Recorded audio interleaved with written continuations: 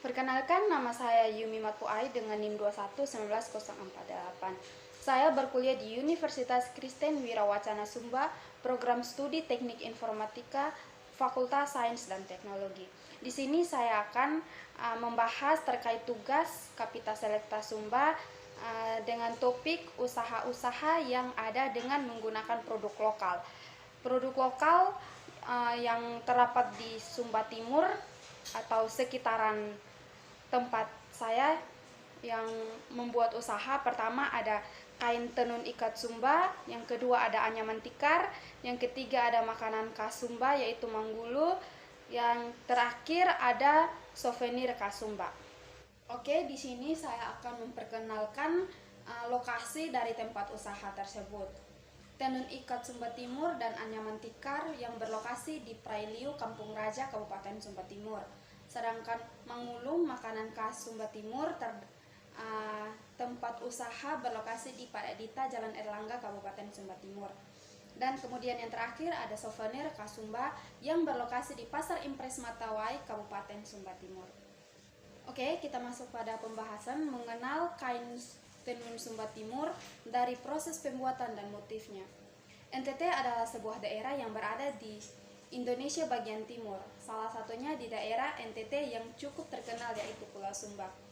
Pemandangan alam yang membuat Sumba ini sangat memikat, melainkan karena keindahan dan kekayaan budayanya. Salah satu yang paling terkenal adalah kain tenun Sumba. Untuk mengenal kain tenun Sumba Timur, kain tenun Sumba baik itu Sumba Timur maupun Sumba Barat lahir dari kekayaan alam Sumba. Pewarna kain Sumba yang menggunakan bahan alami seperti akar mengkudu, serat kayu hingga lumpur, serta pemilihan motif yang unik merepresentasikan budaya Sumba yang spesial. Untuk proses pembuatan kain tenun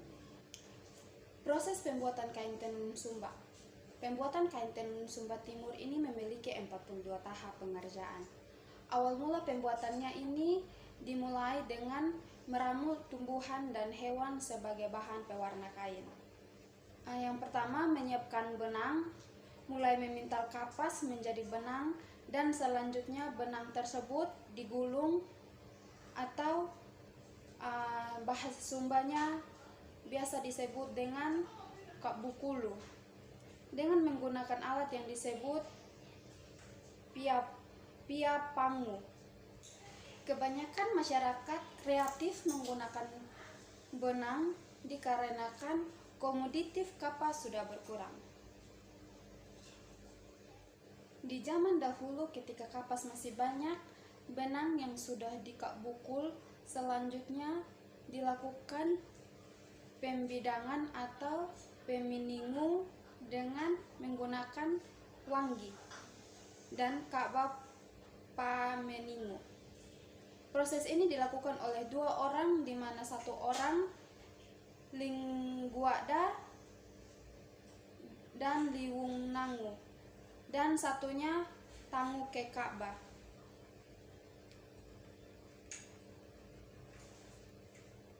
Setelah pameningu dilakukan proses kerandi dan diikuti proses upu atau menggabungkan semua lapisan benang yang disebut liran atau banal.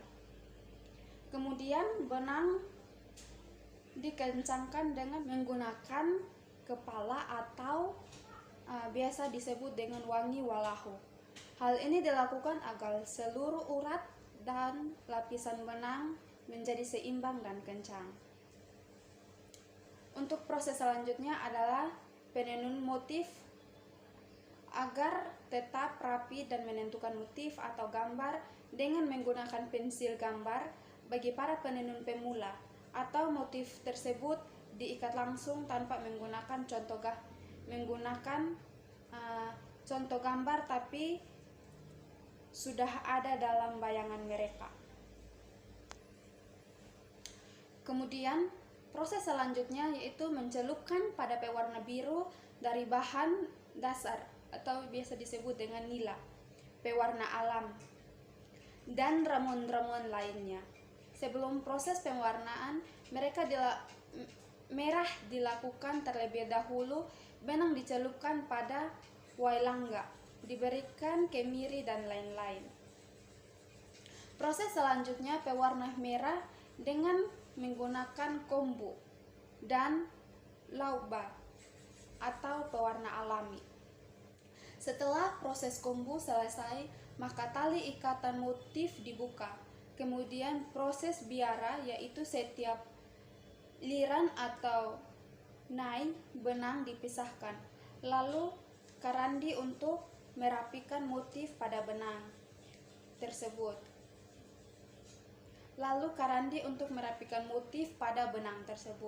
Kemudian dilakukan proses pawangu.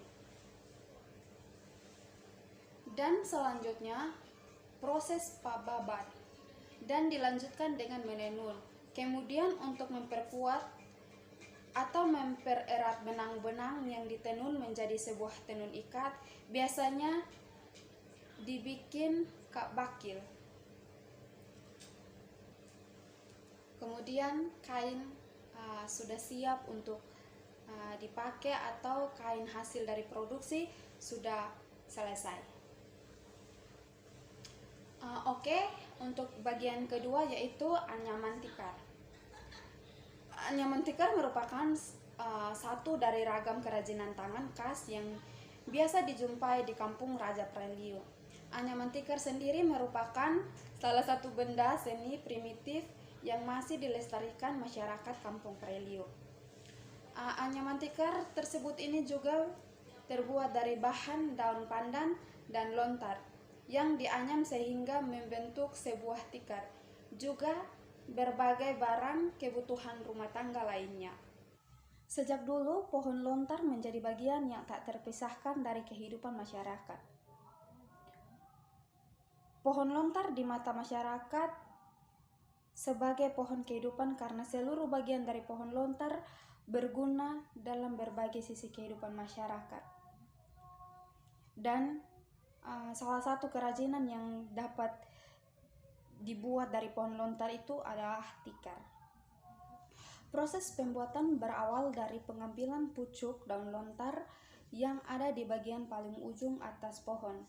Ketinggian yang harus dipanjat pemanen sekitar 20 meter dengan menggunakan bantuan tangga bambu. Pucuk diambil karena yang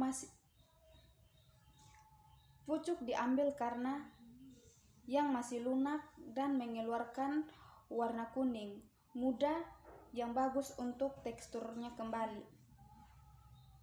Pucuk daun tersebut akan tumbuh 3 minggu kemudian.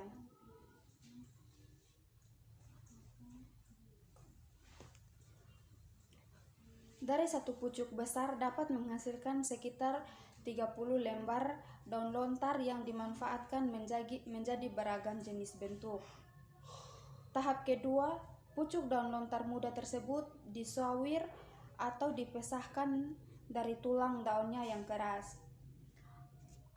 Ada beberapa jenis suwiran yang dilakukan tergantung ukuran lebar daun.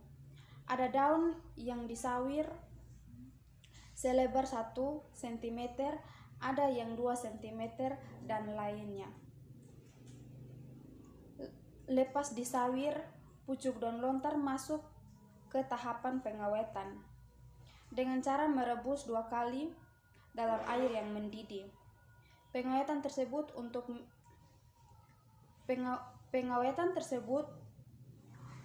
membunuh mikroba yang ada di daun sehingga tidak mudah lapuk.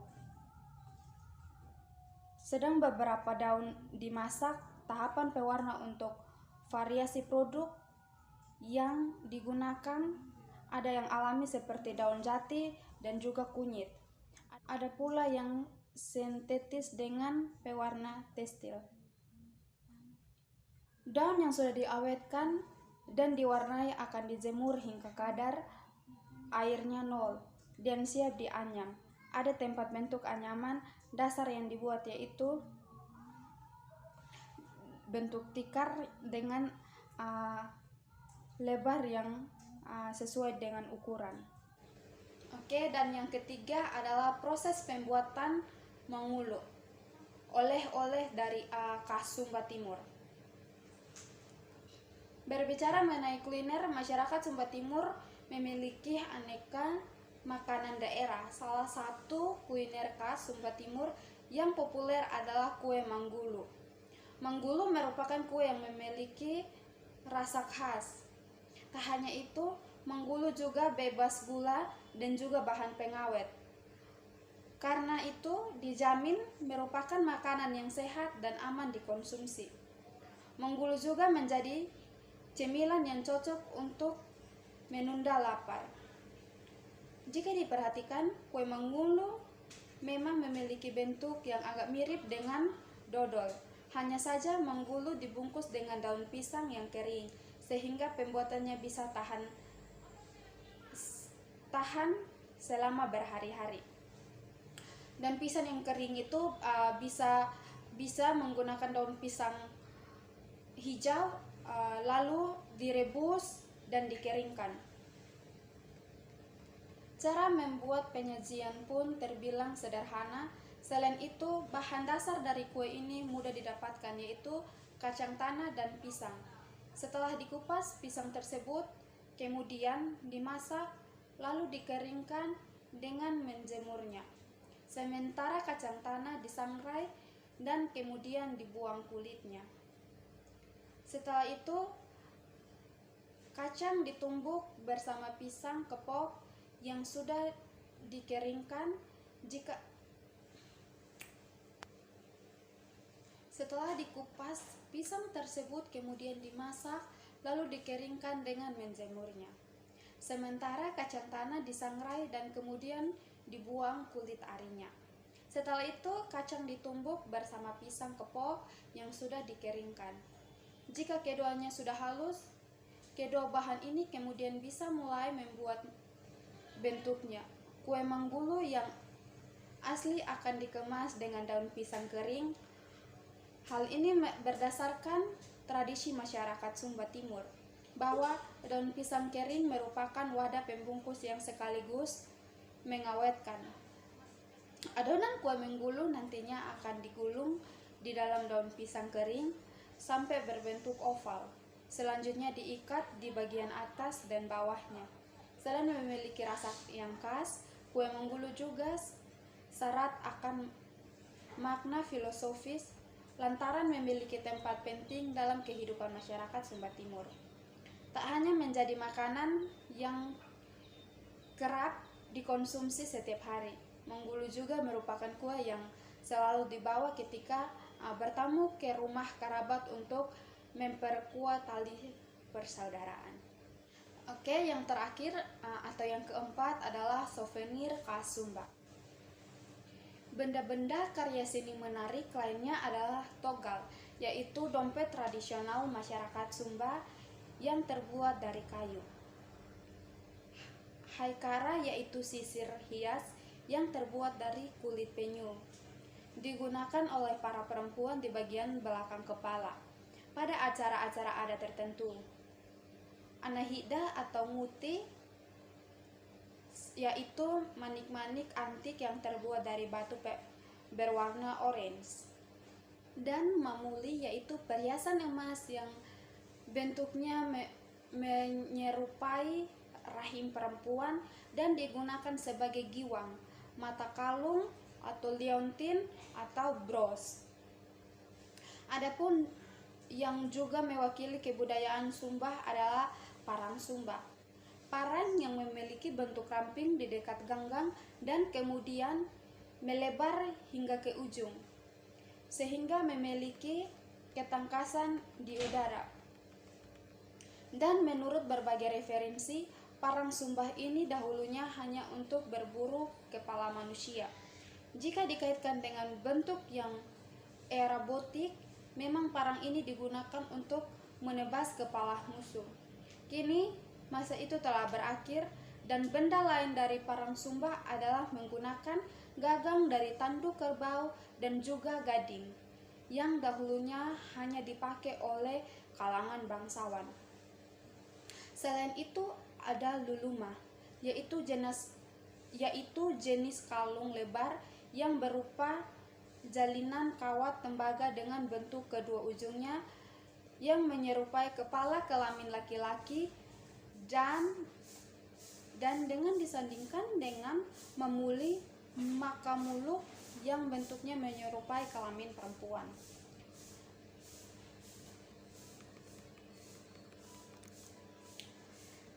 Terdapat souvenir kerajinan yang terbuat dari tembaga seperti patung gajah, kura-kura, belalang, kupu-kupu, sepasang patung laki-laki dan sepasang patung perempuan. Dan juga tak kalah unik adalah dua patung pasang yang sedang bersetubuh. Benda-benda hasil kebudayaan seni yang masih bisa dibilang primitif ini memiliki fungsi sosial yang berkaitan dengan kepercayaan Marapu. Dan kerajinan emas, tulang, gading, kulit penyu, kayu, manik-manik, batu, daun pandan dan lontar hingga tanah liat dan logam. Ini membedakan bahwa Sumba memiliki kebudayaan yang tinggi dan tentunya mempesona. Benda-benda ini kemudian menjadi sarana tukar-menukar dalam adat dan sarana penyembahan terhadap Marapu. Marapu adalah kepercayaan terhadap roh nenek moyang sebagai perantaraan yang menghubungkan antara kehidupan di dunia dengan akhirat, manusia dengan penciptanya. Pedagang cenderamata memang sering membedakan harga yang ditawarkan baik kepada penduduk lokal, wisatawan domestik, hingga wisatawan mancanegara. Sekian dan terima kasih.